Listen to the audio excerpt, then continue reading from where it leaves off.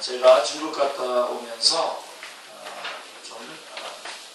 원래 진행하고 있었던 구속사적인 성경 랩잡기 제가 좀 준비가 좀 미흡했고요.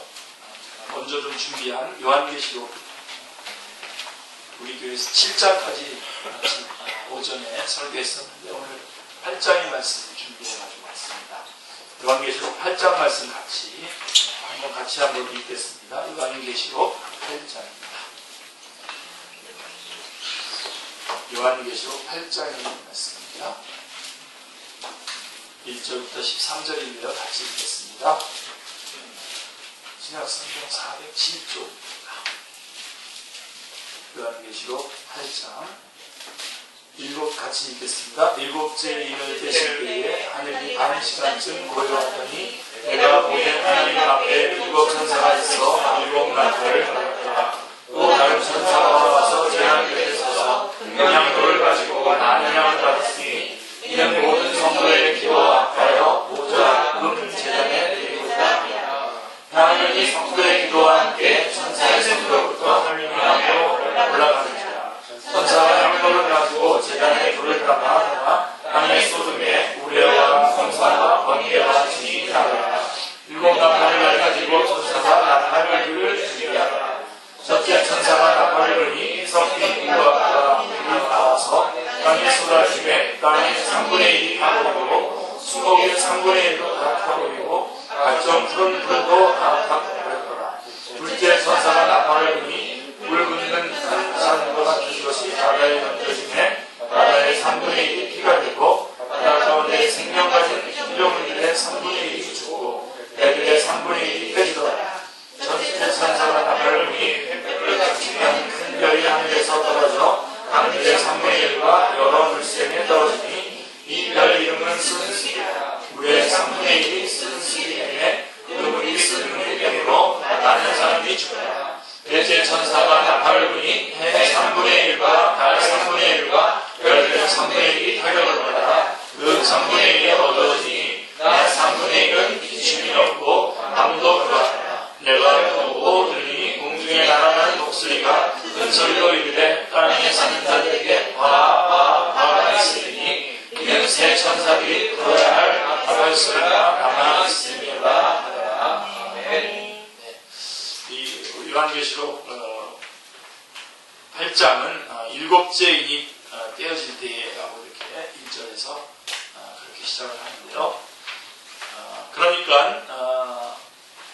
우리 기억이 다 나셔야 되는데 일곱 인으로 일곱 인으로 봉한 책 두루마리죠. 지금 개역 개성 성경에 다 두루마리로 다 표현이 되는데 일곱 인으로 봉한 그 두루마리의 일곱 인이 8장에서 다 떨어져 나가는 겁니다. 이 부분에 대해서 다르게 해석하는 게 더 많습니다. 그래서 오늘 여러분 저녁 때에 이 부분을 분명하게 확인을 해 주셔야 됩니다. 분명히 여러분 8장 1절에 보시면 일곱째 인을 떼실 때에 우선 뗐거든요.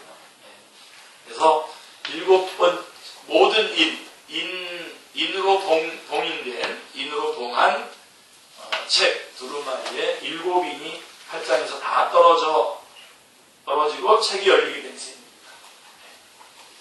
그런데 의외로 거기에 누가 나타나냐면 일곱 천사가 일곱 나팔을 가지고 등장을 하게 됩니다. 그래서 첫 번째부터 네 번째 나팔 재앙이 임하게 되는 내용인데 주로 자연계의 3분의 1이 파괴되는 재앙입니다. 자, 우리 8장에서 놓치지 말아야 할 점은 또 다른 천사가 제단의 불을 담아다가 땅에 쏟는다라고 하는 말씀입니다. 그러니까 나팔을 불려고 하는 천사들이 나타났고 일곱 나팔을 가지고 나타났고 그 사이에 또 누가 나타나냐면 다른 천사들이 나타나고 있습니다. 그래서 뭘 의미하냐면 왜 인 다음으로 나팔이 나오는 것입니까? 일곱 나팔 재앙을 통해서 말씀하시고자 하는 바가 무엇입니까? 자, 1절부터 먼저 5절을 1번 같이 점검해 보겠습니다. 일곱째 인을 떼실 때에 하늘이 반시간쯤 고요하더니 이렇게 되어 있습니다. 자, 드디어 첫 번째 인부터 일곱째 인이 다 떨어진 것입니다. 제가 이거 지금 굉장히 많이 강조하고 있습니다. 다 떨어진 겁니다. 지금 봉인된. 자, 인이 다 떨어졌다라고 하는 것이 어째서 중요합니까? 자, 사도 요한은 그 두루마리를 펴거나 보거나 하기에 합당한 자가 보이지 아니하기로 내가 크게 울었다라고 5장에서 이 봉인된 두루마리를 앞에 두고 사도 요한이 크게 울었다고 했던 말씀을 우리가 말씀한 적이 있습니다. 5장 4절에 다시 강조합니다만은 인을 뗄 자가 없어서 운 것이 아닙니다. 그게 강조점이 아니라 그 두루마리를 펴거나 보거나 할 자가 없어서 운 것입니다. 이건 아무나 펼 수 있고 볼 수 있는 것이 아니었기 때문에 그렇습니다. 자, 그렇다면 그렇게 막 이것을 펴거나 볼 자가 없어서 그렇게 안타까워서 크게 울었던 그런 그 인봉이 이제 다 떨어지는 겁니다. 다시 강조합니다만은 그렇다면 이제 7 인봉이 다 떨어졌다면 두루마리는 펴졌고 볼 수 있게 되었음을 나타내는 것입니다. 이제 다 공개되고 드러나는 것입니다. 자, 그런데 2절에 보십시오. 내가 보매 하나님 앞에 7 천사가 서 있어 7 나팔을 받았더라. 그래서 7인 다음으로 7 나팔이 등장하고 있는 것입니다. 먼저 여러분들이 오해하고 있는 부분을 먼저 좀 깨뜨려 드려야 되겠는데, 여태까지 우리는 이 요한계시록을 심판의 책, 그런 책으로 여기고서 뭐가 강조점이 되면 7인. 그래서 7인이 이렇게 쭉 한 인씩 떨어져 나가면서 재앙이 시작되다가 7째 인이 떨어지려고 할 때에 7 나팔 재앙이 쭉 돼서 7째 나팔이 떨어질 때쯤에 다시 7 대접 재앙이 쭉 이렇게 일어나가지고 7 대접 재앙이 완성되면서 7 나팔 재앙도 완성되고 그 다음에 7 인도 완성돼서 이렇게 된다고. 그래서 이 재앙이 주제고 나머지 그 사이사이에 나오는 이야기들은 삽입다 이렇게 알고 계시잖아요. 깨셔야 돼요. 8장에서 인이 다 인봉이 다 열렸어요. 다 열려서 다 보게 돼 있어요. 그러니까 다시 말하면 이게 인봉되어 있는 이 두루마리 책을 하나님의 구원 계획으로 보느냐 아니면 심판의 책으로 보느냐 하는 이 차이입니다. 다 심판과 재앙이라고 다 얘기합니다. 그러나 여러분 이것은 하나님의 구원 계획이 감추어졌던 것이 예수 그리스도로 말미암아 열려져서 우리에게 드러났고 확인되고 이제는 7번째 인까지 다 봉인까지 떨어지면서 다 드러났습니다. 예수 그리스도로 말미암아 모든 사람들을 구원하시려고 하는 하나님의 계획이 다 드러났고 거기에 어떻게 보면 이게 우리 노예문서와 같은 것이죠. 거기에 우리의 명단들이 이런 사람들을 위해서 내가 죽었다. 명단이 다 이제 공개가 다 된 겁니다. 여러분 이렇게 정리를 하지 않으면 저도 한 10년 전에는 아주 멋있게 이거 도표를 그려서 이렇게 설명을 했었던 적도 있었다는 것을 솔직하게 고백을 하는데 이것을 구속사의 입장에서 볼 때에 이 요한계시록도 결국은 주님께서 마지막에도 여전히 초청해서 주님 앞에 돌아오라고 하는 그런 초청의 메시지라고 합니다. 그러니까 요한계시록은 어떤 재앙을 주는 것이 지금 심판하는 것이 목적이 아니라 이러한 재앙들이 그래서 5장에서 4분의 1을 공격할 수 있도록 허락하지 않습니까? 그 다음에 여기 지금 8장에서는 3분의 1을 나팔재앙에서는 3분의 1을 허용을 해주세요. 다 멸망시킬 수 있도록. 그러니까 지금 계속해서 이렇게 조금씩 진행해 가는 동안에 이렇게 조금씩 허용하는 이유는 이런 재앙의 그러한 경고에도 불구하고 아직도 돌아오지 않는 사람들이 있고 지금도 주님께서는 아직도 초청하고 계시다. 주님 앞에 돌아오라고 하는 초청이라고 하는 거예요. 그러니까 이 요한계시록은 우리로 하여금 아직도 구원받지 않은 자들에게 초청하는 내용일 뿐만 아니라 또 먼저 믿은 우리들에게는 어떻게 하라고요? 그들에게 빨리 더 긴급하게 복음을 전할 것을 촉구하고 있는 책이지 이것은 그냥 이제는 모든 것이 끝났고 어느 한순간에 이제 이 재앙들이 쫙 계속해서 순서대로 쫙 되는데 사람들은 다 당하고 있다가 끝나고 이러는 거가 그러니까 일단은 첫 번째부터 일곱째 인까지의 인봉이 다 8장에서 다 떨어졌다라고 하는 것을 제가 지금 이렇게 설명했고 이제 한번 프린트 준 거를 보시면 자, 7인만 떼면 되는 줄 알았는데 7 나팔이 등장하리라고 하는 예상치 못했던 일입니다. 자, 이 점에서 왜 인 다음으로 나팔이 나오는가 하고 마땅히 물어야 합니다. 자, 인을 뗀다고 말할 때는 이것은 즉각적으로 연다, 편다라고 하는 이미지를 제공해주고 있습니다. 그러니까 제가 조금 전에 아까 말했던 것처럼 7번째 인을 떼려고 하는 순간에 거기에 떼려고 하는 그 순간에 7 나팔 재앙이 있고 그 다음에 그 7 나팔째 또 7개의 어떤 대접 재앙이 있고 하는 그런 개념에 다 열렸어요. 그리고 7인의 재앙은 다 이제 열려졌고 다 선포가 되고 끝난 겁니다. 완전히 열려져 보여준 겁니다. 하나님은 어린 양을 통해서 봉해 있던 계시를 다 열어서 보여주신 것입니다. 그러므로 성경은 골로새서 1장 26절에 이 비밀은 만세와 만대로부터 감춰졌던 것인데 이제는 그의 성도들에게 나타났고 라고 말씀하고 있는 것입니다. 감추었던 비밀이란 다름이 아니라 뭐죠? 어린 양의 죽으심과 다시 사심을 통해서 열리게 되는 구원의 계시. 골로새서 1장 17절이 말씀하고 있습니다. 예수 그리스도를 말씀하고 있는 것입니다.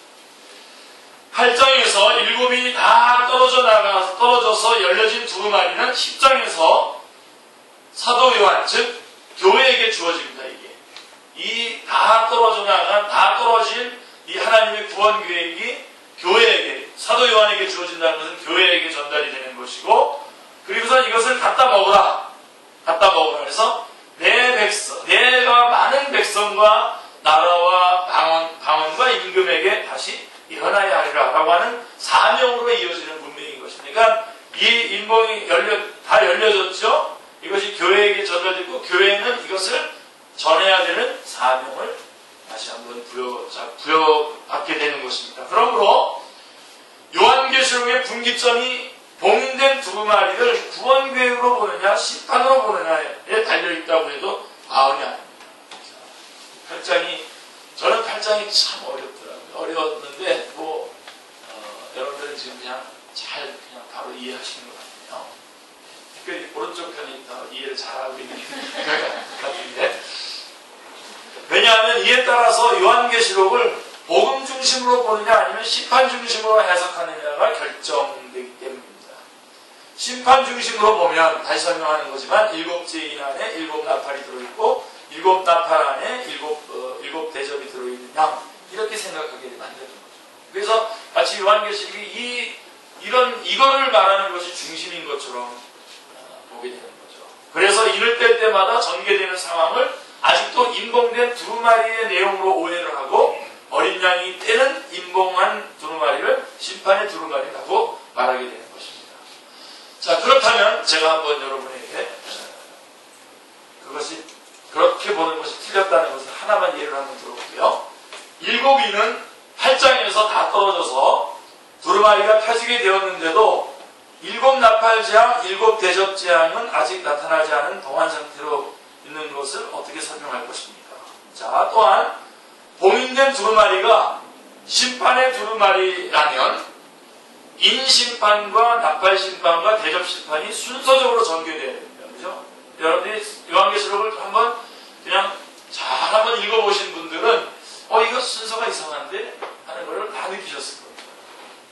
자, 보세요. 6째 인을 떼실 때에 6째 인을 뗄 때에 전개되는 6장 12절에 보면 요한계시록 6장 12절에 해가 검은 털로 짠 산곡같이 검어지고 해가 완전히 다 끝난 겁니다. 그죠? 다 끝났죠. 달은 온통 피같이 됐다라고 하는 것입니다. 그런데 보세요. 네 번째 나팔. 그러니까 네 번째 나팔이 만약에 원래대로 심판 중심으로 이것을 한다면 7째 인 안에 들어있는 거니까 만약에 그런 식으로 한다면 근데 네 번째 나팔을 보면 해 3분의 1과 달 3분의 1과 별들의 3분의 1을 치시니 지금 이쪽에서는 벌써 6째 인 때 이미 완전히 해가 다 끝났고 달도 다 핏빛으로 끝나버렸는데 여기 네 번째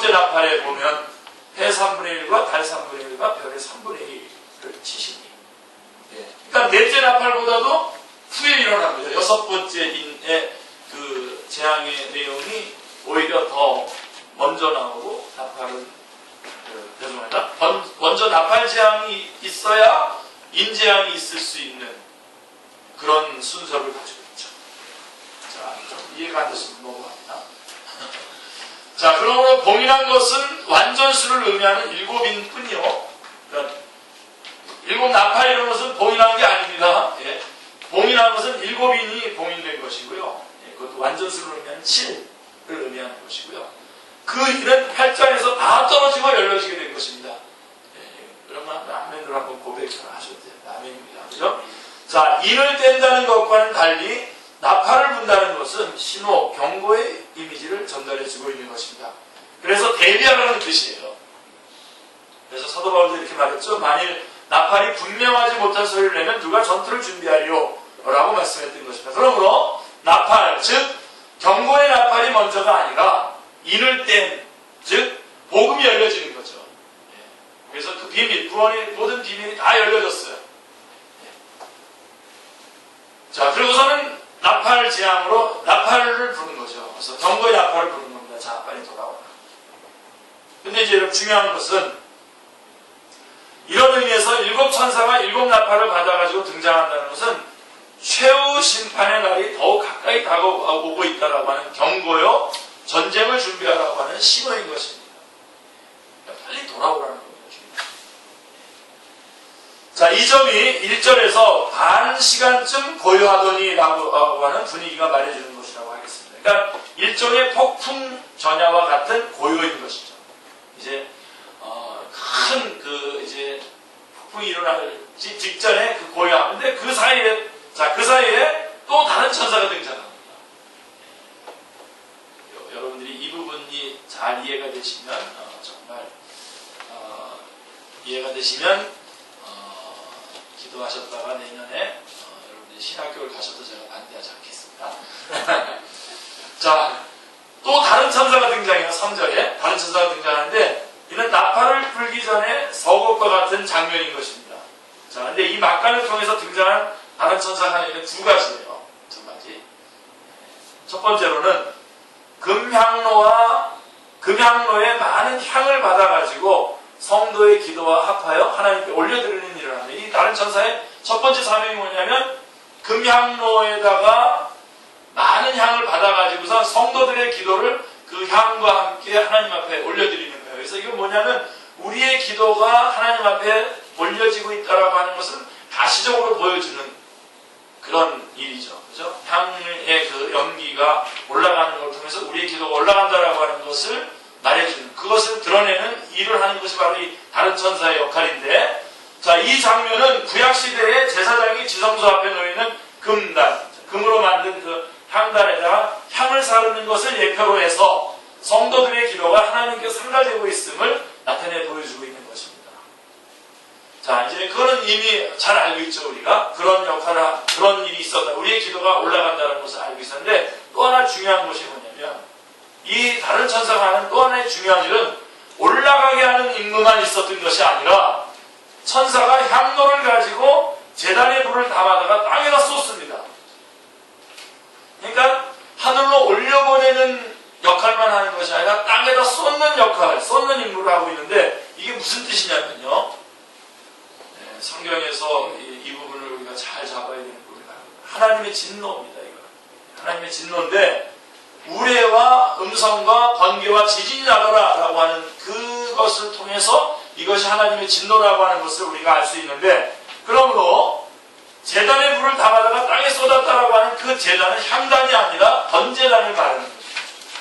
잘 알다시피 이 번제단은 여러분 우리 예수 그리스도께서 십자가에 달려 들어가시는 그것을 그대로 그 장면을 재현해내는 그 단이 바로 번제단인 것입니다. 그러니까 죄인들의 죄가 용서함 받는 장소, 그리고 예수 그리스도께서 거기서 피 흘리는 장소가 바로 번제단입니다. 그래서 번제단이 구약시대의 하나의 모형으로 우리에게, 예수 그리스도로 우리에게 계속해서 증거되어진 건데, 자, 왜냐하면 번제단은 죄에 대한 하나님의 진노가 나타나는 곳이기 때문에 그렇습니다. 거기에 피가 드려지면서 그 진노에 대한 징벌, 진노를 하는 것이고 그 진노로 인해서 우리는 구원을 받은 것 아닙니까? 자, 어린 양이 죽임을 당하는 곳이 이곳 번제단이요. 그 죽음을 통해서 죄를 속할 수가 있었다는 것은 대신 진노를 받았음을 의미하는 것입니다. 자, 이제부터 중요합니다. 그렇다면 언뜻 보기에는 문맥과 동떨어진 듯이 보이는 이 장면이 왜 여기에서 등장하는가? 그렇죠? 나팔재앙과 인범이 다 띄어지고 그 다음에 나팔을 부는 나팔재앙이 시작되기 전에 왜 지금 이 장면이 하나는 기도를 올려드리는 거고 이제 그 단을 갖다 쏟아붓는 건데 왜 쏟아붓느냐? 이 장면이 어떤 의미가 있느냐라고 하는 것입니다. 자, 여기서 중요한 요점이 있는데 이는 저들이 첫 번째 인부터 여섯 번째 인까지의 그 오래 참음을 통해서도 사람들이 회개하지 않았다는 것입니다. 회개하지 않았다라고 하는 말은 저들의 죄를 위하여 번제단에서 대신 진노를 받으신 하나님의 어린 양을 인정하지 않았음을 의미하는 것입니다. 그렇다면 자신의 죄값을 자신이 받을 수밖에는 다른 방도가 없는 것입니다. 그래서 번제단 위에 불을 담아다가 그들 위에다가 아직도 예수 그리스도를 어린 양 예수 그리스도를 구주로 영접하지 않고 여전히 자기 인생을 살고 있는 사람들을 위해다가 쏟아붓고 있는 것입니다. 그러므로 이 장면이 뭘 의미하는 걸까요? 어째서 일곱 나팔 재앙을 땅에 쏟을 수밖에 없습니까? 그렇게 하는 하나님의 의로우심을 변증해 줍니까? 그러니까 없었는가? 왜 이 번제 그 불을 이 나팔 재앙의 이 재앙을 땅에다가 쏟을 수밖에 없었는가? 라고 하는 하나님의 의로우심을 변증해 주고 있는 중요한 메시지라고 할 수 있습니다. 여러분들이 로마서 3장 21절부터 26절에 보시면요, 거기에 복음이란 무엇이냐? 하나님의 의가 나타난 것이다. 그래서 쭉 이렇게 얘기하면서 어떻게 해서 우리가 믿기만 하면 그 복음이 그 하나님의 의가 우리에게 주어지는가? 그것은 예수 그리스도의 성령으로 말미암아 우리에게 주어진다.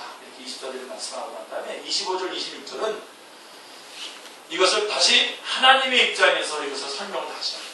화목제물을 예수님이 화목제물이라는 무슨 얘기냐면요, 이러한 우리를 구원하는 이 구원하는 일이 슬그머니 우리를 죄 가운데 있는 어떤 진노 가운데 있는 우리들을 슬그머니 몰래 싹 빼와서 구원시켜 준 것이 아니라 예수 그리스도를 십자가에 달려서 죽게 하시고 그 진노를 그 십자가에다가 다 당신의 아들에게 다 쏟으시고 우리를 구원한 것은 아주 공명정대하게 구원했다는 것입니다. 그러니까 화목제물로 예수 그리스도를 죽이시고 그래서 그 대가로 우리가 지금 구원을 받았다고 하는 것을 분명하게 나타내심으로 이때에 자기의 의로우심을 나타냈어. 그게 로마서 3장 26절에 나왔습니다. 무슨 얘기냐면 우리가 구원받는 거 굉장히 중요하죠. 그런데 여러분 이것은 제일 중요한 일이 아닙니다. 제일 중요한 일은 하나님이 영광받는 것입니다. 하나님의 의로움이 드러나는 것입니다. 그러니까 지금 이 이 다른 천사가 나타나서 지금 이 나팔 재앙을 이렇게 하는 나팔의 재앙을 이렇게 쏟아붓게 되는 이것이 하나님께서 그동안 예수 그리스도를 통해서 이 번제단을 통해서 그 모든 대가를 다 지불했음을 드러내서 그래서 우리를 구원하시는 건데 그래서 구원받지 못했다면 이것은 재앙을 받을 수밖에 없다라고 하는 하나님의 의로우심, 정의로우심, 공의로우심을 드러내는 것을 변증하고 있는 아주 중요한 내용입니다. 그래서 여러분 우리는 항상 하나님의 영광이 먼저고요, 하나님의 의가 먼저고요. 이게 절대적으로 먼저입니다. 우리 오늘 뭐 찬양도 우리 들으셨고 또 그랬는데요. 저는 아직도 이 찬양을 드리면 아름답고 하나님 영광 받고 그래서 저도 막 박수 치고 싶은데 사실은 아직도 약간 깨름직해요. 잘 치고 싶지가 않아요. 왜 그러냐면 하나님의 영광을 돌렸고 그랬는데 영광 돌린 사람들에게 박수 쳐주는 것도 좋지만 또 영광이 또 이렇게 빠져나가는 거 아닌가 하는 생각이 들 때가 많아서 그러는 겁니다. 그래서 그러는 거지 저를 이상하게 보지 마세요. 하나님의 여러분 우리는 하나님의 영광을 드러내고 그의 의를 드러내는 것입니다. 그래서 말씀도 자기 보면은 그냥 간증을 하는 분들이 참 많습니다. 이 강단에서 간증. 근데 그 간증을 나눴었는데 계속 발전해가지고 더 극화가 되고 멋있게 되고 그래가지고 사람들에게 감동을 주지만 아무런 생명력은 없습니다. 저는 굳이 여러분들이 듣기에 뭐 이렇게 재밌지 않더라도 그냥 말씀을 꺼내서 말씀을 얘기하는 거죠. 그래서 하나님의 말씀이 전해지고 하나님께 영광이 돌아가고, 그래서 하나님의 영광 안에 우리가 임할 때 우리가 그 하나님의 영광과 그 거룩하신 가운데 우리가 거할 때 우리가 죄인인 것을 깨닫게 되고 그분께 대한 정말 간절한 절박함을 갖게 되고, 그랬을 때 예수님이 정말 우리의 진짜 구주로 가슴 깊이 우리 안에 들어오게 되는 거죠. 그래서 여러분, 우리가 기도할 때 여러 번 제가 얘기하지만 우리가 기도해서 응답을 받았을 때 여러분, 응답받은 얘기를 참 우리 많이 하잖아요. 우리가 잠을 자고 잠을 안 자고 기도했다는 듯 밥 안 먹고 기도했다는 듯 막 얘기하지만 그게 뭐가 그렇게 중요합니까? 예? 기도하면 응답해 주시겠다고 하는 하나님의 말씀, 하나님이 중요한 거예요. 기도하면 응답해 주시겠다고 하는 이게 중요한 거죠. 예? 이 얘기만 해도 이제 그 창세기부터 요한계시록의 내용이야. 그겁니다. 지금 이 다른 천사를 통해서 지금 말씀하신 그 내용이 바로 뭐냐면 바로 하나님이 공명정대하게 우리를 구원하셨다는 것입니다. 여러분, 우리가 구원받았는데 아직도 뭔가 하나님 쪽에서 뭔가 캥기는 게 있는데도 우리를 슬그머니 구원시켜 준 거라면 여러분, 우리의 구원이 얼마나 어떤 사람처럼 지금 다시 취소될 수 있겠죠. 그런 것이 아닙니다. 주님은 그의 거룩함도 온전히 드러내시면서, 그래서 여러분들이 한번 제가 설명을 드렸지만 로마서 3장 26절 말씀 한번 찾아보신다면 25절부터 읽을게요. 이 예수를 하나님이 그의 피로써 믿음으로 말미암는 화목제물로 세우셨으니 이는 하나님께서 길이 참으시는 중에 전에 지은 죄를 간과하심으로 자기의 의로움을 나타내게 하십니다. 곧 이때에 자기의 의로움을 나타내서 자기도 의로우시며 또한 예수 믿는 자를 의롭다 하게 하십니다. 이게 무슨 얘기냐면요, 구약시대 때에는 사람들이 죄를 지으면 어떻게 합니까? 죄를 지으면 동물을 잡아다가 제사를 드렸잖아요. 근데 여러분, 이거는 하나님께서 그렇게 드린 제사를 통해서 그 사람의 죄를 용서해 주지만 그 죄에 대한 대가가 됩니까? 그 동물이? 안 됩니다. 그래서 그것을 통해서 용서를 해 주시지만 그 용서한 그 죄는 여전히 주님께서 가지고 이렇게 쭉 오시는 겁니다. 그게 25절의 얘기예요. 그러니까 구약시대에 지었던 죄는 하나님께서 간구하셨단 말이에요. 못 본 척하고 받아주셨단 말이에요. 그러다가 예수님이 십자가에 달려 돌아가실 때 다 하자. 그러니까 그동안에는 하나님의 공의가 드러나지 못한 거죠. 그렇지만 예수님이 십자가에 달려 돌아가실 때 이 모든 붙잡고 있었던 것들을 다 예수님에게 다 쏟아부어 마치 저수지에 물이 차인 것처럼 다 채워서 십자가에 달려 죽게 하실 때에, 그때가 바로 이때 26절에 그때에 자기의 의로우심을 나타냈어. 그때 드디어 하나님의 공의가 나타난 거예요. 자, 봐라. 죄는 여러분, 만약에 우리가 제사를 드릴 때마다 그때마다 하나님께서 그 죄를 처리하신 거라고 한다면 여러분, 예수님이 모토로 십자가에 달려 돌아가셔야 됩니다. 그렇죠? 그때 처리돼서 끝나는 거지. 또 하나는 그렇게 제사를 드릴 때마다 성전의 휘장이 찢어졌어야 되는데 안 찢어졌어요. 1500년 동안 안 찢어졌다고. 그러다가 예수님이 십자가에 달려 돌아가실 때 다 이뤘다. 요한복음 11장 9절에 말씀하실 때 그때서야 성전의 성소와 지성 사이의 휘장이 그때서야 찢어졌다. 무슨 얘기냐면 그때에 드디어 하나님이 우리를 사랑하셔서 이 일을 하셨지만 하나님의 공의로움이 나타납니다. 그래서 이 26절에 나와 있는 이때에 자기의 의로우심을 나타내서 자기도 의로우시며라고 한 이 의로우심은 하나님의 공의를 말하는 거고, 또한 예수 믿는 자를 의롭다 하심이라 하는 이것은 공의가 아니라 신기를 말하는 겁니다. 그것 때문에 우리는 의의 옷을 입고 우리는 구원을 받게 된 거죠. 그러니까 여러분, 중요한 것은 먼저는 하나님의 공의, 하나님의 영광, 하나님의 명예, 하나님의 이름이 먼저입니다. 그래서 우리는 맨 처음부터 우리 하나님의 형상으로 지으셔서 우리를 맨 처음부터 예배자로 삼으셨습니다. 그래서 하나님과 교제하고 하나님께 영광 돌리는 것이 이것이 최고고, 그리고 이 구원도 하나님의 영광을 회복하는 겁니다. 여러분, 예수님이 이 땅에 오셔서도 제일 먼저 하신 일이 뭔지 아십니까? 선악을 하게 한 나무 열매를 따먹은, 그래서 하나님의 명예를 실추시켰잖아요. 그죠? 아담이. 근데 이것을 좀 욥이라고 하는 사람이 한번 그 시험을 통해서 이겨냈어요. 그죠? 이겨내가지고, 이것이 하나님의 명예가 회복되는 듯 했지만, 다시 욥은 어떻게 했죠? 하나님 앞에 자기의 난날을 저주하면서 온전히 안 됐죠. 그런데 예수님이 이 땅에 오셔서 공생의 첫 발을 어디서 시작하셨습니까? 세례받자마자 광야로 나가셔서 사탄과의 싸움 속에서 시험을 통해서 이 예수님은 아담과 하와처럼 혹은 욥처럼 하지 아니하시고 완전히 이기셨죠. 그래서 뭘 드러내신 거예요? 하나님의 명예를 다시 완전히 헤어시킨 거예요. 이게 먼저예요. 하나님의 영광, 하나님의 명예가 먼저. 그게 바로 지금 중간에 다른 천사가 나타나서 했던 그 두 가지 사역 중에 하나가 그 단에 있는 번제단의 불을 땅에다 쏟는 거기에서 하나님의 의로우심, 심판을 시행하시는 하나님은 언제나 의로우시다라고 하는 것에 대한 성경의 증거인 것입니다. 그러니까 먼저 올려드린 성도들의 기도란 이렇게 심판하시니 의로우시도다. 16장 5절, 19장 2절에 그런 기도를 드리세요. 성도들이 올려드린 그 기도의 내용이 뭐냐면 결국은 이렇게 심판하신 것이 하나님 의로우십니다. 하나님은 정당하게 심판하셨습니다. 라고 하는 기도이고 이런 의미에서 이 부분이 8장의 중심이라고 할 수 있어요. 그래서 5절을 요절로 택한 것인데요. 일곱 나팔 재앙을 시행하기 전에 이 장면을 보여주시는 의도가 심판이란 우리 대신 진노를 받으사 번제단에서 죽음을 당하신 어린 양을 믿지 않는 자를 위해 번제단에 불을 담아다가 쏟는 것입니다. 이렇게 심판하시는 하나님은 의로우시다함을 보여주고 있는 것입니다. 굉장히 중요하고도 여러분들이 꼭 붙잡아야 될 말씀입니다.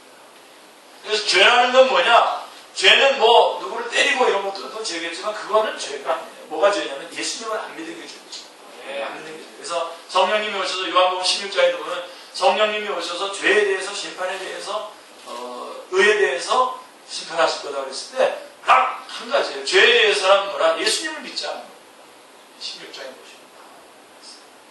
자, 그럼 이제 간단하게 이제 6절부터 13절 3분의 1이 침을 당하는 징벌 6절을 보십시오. 일곱 나팔을 가진 일곱 천사가 나팔 불기를 준비하더라 이렇게 되어 있습니다. 7절에 보시면 첫째 천사가 나팔을 부니 피 섞인 우박과 불이 나와서 땅에 쏟으면 땅의 3분의 1이 타버리고 수목의 3분의 1도 타버리고 각종 푸른 풀도 타버렸더라 라고 말씀합니다. 그러니까 첫 번째부터 네 번째 나팔 재앙은 3분의 1을 치는 재앙이라고 이렇게 이름을 붙입니다. 3분의 1을 치는 재앙. 주로 환경이 파괴되는 재앙임을 확인할 수가 있습니다. 자, 다시 강조합니다만은 4분의 1, 6장 8절에서 4분의 1을 치도록 허용하신 인재앙보다는 강화된 재앙입니다. 그러니까 인재앙 안에 들어있는 나팔 재앙이 아닙니다. 분명히 다시 한번 끊고. 그래서 더 강화된 재앙이죠.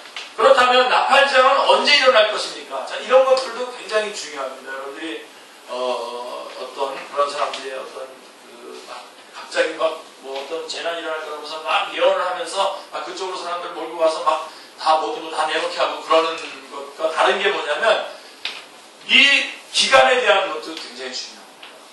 이것은 마지막에 어느 짧은 한 기간을 말하는 것이 아니라 이 재앙은 이제도 있었고 전에도 있었고요. 그 다음에 이후에도 장차도 있을 재앙입니다. 그렇게 봐야 돼요. 그러니까 지금 우리가 이 기간 안에 있다고 보시면 정확합니다. 이러한 재앙은 구약시대에도 있었어요. 구약시대에도 있었다고요. 하나님께서는 패역한 북이스라엘을 아모스서에 보면 흉년과 가뭄과 풍제와 연병과 전쟁으로 징벌 하셨지만 아모스서 4장 6절, 8절, 9절, 10절, 11절은 하나같이 뭐라고 해요? 너희가 내게로 돌아오지 않아요. 이런 재앙들이 있었는데 내게로 돌아오지 않았다는 거예요. 이게 그럼 인재입니까? 천재입니까? 아니죠. 하나님께서 이런 재앙들을 이렇게 했지만 이거 한 이유는 재앙을 내리기 위한 것이 아니라 돌아오게 하려고 회개를 촉구하려고 보냈는데도 회개하지 않았다라고 하는 것입니다. 너희가 내게로 돌아오지 아니하리라 라고 하는 말씀을 5번이나 반복하고 있습니다. 이는 하나님께서 그들이 돌아오기를 얼마나 원하셨는가를 나타내주고 있습니다. 자, 그 결말이 어떻게 됐죠? 결국 멸망당했죠. 자, 그리고 이 재앙은 구약시대만 있었던 것이 아니라 지금도 있습니다. 지금. 네, 여러분 일본에서 일어난 그런 원전사고라든가 이런 것들 이거를 그냥 하나의 이런 것을 하나님이 주시는 사인으로 안 본다면 그건 너무 메마른 사람이죠. 하도 그런 것 때문에 그런 그것이 이루어놓은 태들이 많아서 마음이 그쪽에 안 가겠지만 그렇다고 해서 그것이 하나님이 주신 사인이 아니라고 본다는 것은 그건 안 되는 겁니다. 자, 이런 것들을 그냥 뭐 자연재해로 돌리고 불신자들 뿐만이 아니라 우리 그리스도인들조차도 이것을 자연재해로 돌릴 뿐 이것을 통해서 회개를 촉구하시는 하나님의 음성을 듣고자 하는 사람들이 얼마나 됩니까?